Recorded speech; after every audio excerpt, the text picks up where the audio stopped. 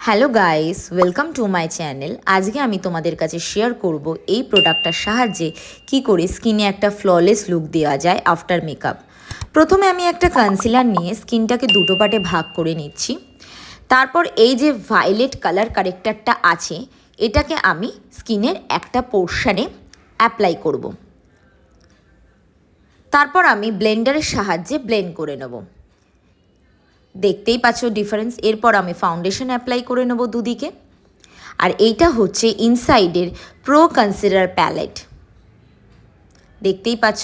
Now this is my final look. দেখো এই পোর্শনটা কতটা ফ্ললেস লুক দিচ্ছে। আর এই পোর্শনটা দেখো কেমন একটা ডাল ডাল লাগছে, যেখানে আমি কালার কারেক্টারটা ইউজ করিনি।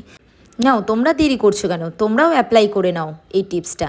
আর ভিডিওটা ভালো লাগলে প্লিজ আমাকে সাবস্ক্রাইব করো। অনেক ভালোবাসা নিও। টাটা।